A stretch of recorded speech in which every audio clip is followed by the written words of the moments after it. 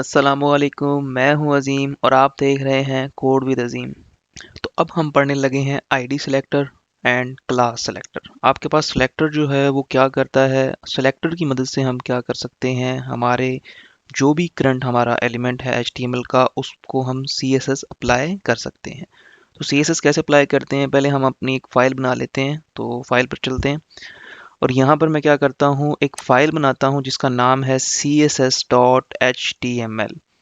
ठीक है, नाम अपनी आपकी मर्जी है, dot H T M L आपने लगाना है क्योंकि हम एच टी एम एल का कोड लिख रहे हैं। उसके बाद हम ये करते हैं, एमिट का यूज़ करते हैं और अपना जो हमारा जो मेन कोड है वो लिख लेते हैं। और उसके बाद मैं यहाँ पर एक हेडिंग लिख लेता हूँ H1, और H1 को मैं क्या कर देता हूँ, दिस इज हेडिंग 1। तो ये हमारे पास हेडिंग 1 है, ये मैंने लिख दिया। अब इसको मैं ओपन विद लाइव सर्वर कर लेता हूँ, जिससे मेरे पास ये जो है वो दिस इज हेडिंग 1 जो है मुझे नज़र आ रहा है। ठीक है, अब हमने करना क्या है, हमने ये देखना है हमारे पास आईडी सिलेक्टर क्या होता है और क्लास सिलेक्टर क्या होता है। तो आईडी सिलेक्टर जो है वो हमारे पास किस तरह से वर्क करता है, एक तो हम उसमें हैश यूज़ करते हैं आईडी नेम के साथ, और दूसरे नंबर पे हम क्या करते हैं, आईडी सिलेक्टर जो है वो एक एलिमेंट का ही सिर्फ एक होता है सेम नाम से। ठीक है, और इसको हम देख भी लेते हैं किस तरह से हम कह रहे हैं इस चीज़ को। तो फॉर एग्जांपल आपके पास ये हेडिंग है और एक और हेडिंग है, ये भी हेडिंग 1 है और ये भी हेडिंग 1 है, दो हेडिंग 1 आपके पास हैं। और आपने यहाँ पर क्या किया है, अभी हम जो है वो इंटरनल स्टाइल का ही यूज़ कर लेते हैं। तो स्टाइल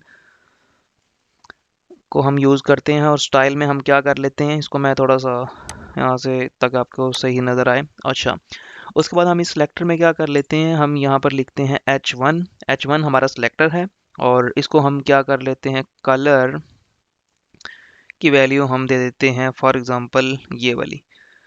तो अब ये वाला कलर जो है वो क्या हो जाएगा, अप्लाई हो जाएगा, लेकिन कलर दोनों पर अप्लाई हो गया। अगर आप चाहते हैं कि कलर सिर्फ पहली वैल्यू पर अप्लाई हो, सिर्फ इस वैल्यू पर कलर अप्लाई हो, तो उसके लिए हम क्या करते हैं, आईडी लेते हैं इसकी, हम क्या करते हैं आईडी एट्रीब्यूट लेते हैं। हर एक हमारे पास जो HTML का एलिमेंट या HTML का टैग है उसमें आईडी जो है वो उसका एक एट्रीब्यूट होगा।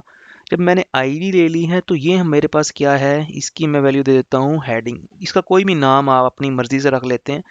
ये नाम मैंने अपनी मर्जी से क्या रखा है, हेडिंग रखा है। तो मैं इस हेडिंग को यहाँ से कॉपी करता हूँ और यहाँ पर आकर मैं क्या कर देता हूँ, पेस्ट कर देता हूँ। लेकिन मैंने इस हेडिंग से पहले क्या लिखना है, हैश लिखना है। जब मैं हैश लिखूंगा तो मेरे पास ये क्या शो करेगा कि ये क्या है, हेडिंग है। तो अब कलर किसका चेंज होगा, सिर्फ और सिर्फ इस हेडिंग का चेंज होगा। अब आपके पास जो दूसरा कलर था वो चेंज नहीं हुआ है, सिर्फ पहली वैल्यू का कलर क्या हुआ है, चेंज हुआ है। इसी तरह से हम अगर इसकी वैल्यू इसके पास भी हम अगर फॉर एग्जांपल कुछ इस तरह से कर दें, इसको हम एक और काम करते हैं, क्लास को भी समझ लेते हैं अब इसके साथ साथ। तो क्लास क्या होती है, क्लास इस मकसद के लिए होती है कि आप दो चीज़ों को सेम जो है वो कलर या कोई भी सेम चीज़ देना चाहें, तो उसके लिए हम क्या यूज़ करते हैं, क्लास सेलेक्टर को यूज़ करते हैं। तो क्लास के लिए हमने क्या लफ्ज़ यूज़ करना है, क्लास। और क्लास में भी आप उसका नाम लिखेंगे, इसको मैं क्या देता हूँ, हेडिंग 2। हेडिंग 2, तो जब मैंने हेडिंग 2 लिखा तो ये इसका एक नेम है, तो इस क्लास के साथ मैंने लिख दिया है। अब फॉर एग्जांपल अगर मैं यहाँ पर हेडिंग लिखना चाहूँ तो ये मुझे हेडिंग लिखने, आईडी जो वैल्यू है वो हेडिंग नहीं होगी, मैंने इसको 2 लिख दिया है। अब हम इसको क्या कर लेते हैं, यहाँ पर हम इसकी मदद से हम लिखेंगे डॉट। तो डॉट से हम हेडिंग 2 को क्या करेंगे, एक्सेस करेंगे और उसके बाद हम इसमें जो भी चेंजेस करना चाहेंगे वो भी हम चेंजेस कर सकेंगे। अच्छा, इससे अच्छा, तो हमने अब इसको सेव कर लिया और हम इसको जाकर अब देखते हैं क्या फ़र्क आता है। तो आपके पास पहली हेडिंग का कलर जो है वो डिफरेंट है और दूसरी हेडिंग का कलर क्या है, डिफरेंट है। तो अब हमने इस चीज़ से समझा ये है, बेसिकली आपके पास जो क्लास है, ये इसकी जो हमने हेडिंग लिखी हुई है और ये हमने हेडिंग 2 लिखी हुई है। तो ये वाली हेडिंग जो है वो आप ये तो किसी के ऊपर अप्लाई नहीं कर सकते हैं, क्योंकि आईडी की जो वैल्यू है वो सिर्फ एक ही के लिए अप्लाई होती है, दूसरे के ऊपर अगर आप अप्लाई करना चाहेंगे तो अप्लाई नहीं होगी।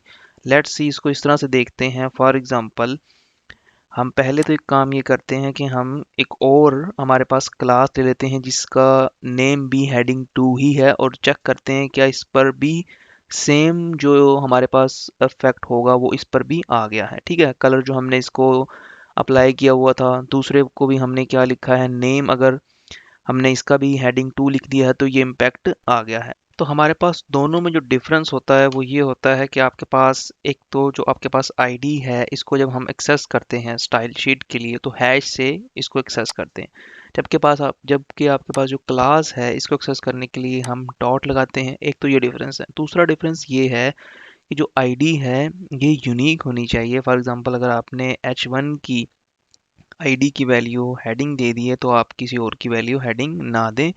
ठीक है, और इसी तरह से जो आपके पास क्लास है ये इसका पर्पज़ ही ये होता है कि ये आपने ज़्यादा वैल्यूज़ के ऊपर अप्लाई करनी होती है। आईडी से आपको समझ में भी यही आता है कि आईडी जो होती है वो हर एक की क्या होती है, यूनिक होती है, जबकि क्लास जो होती है उसमें काफ़ी जो है वो लोग आ जाते हैं। ठीक है, तो ये हमारे पास आज का बेसिक कॉन्सेप्ट था।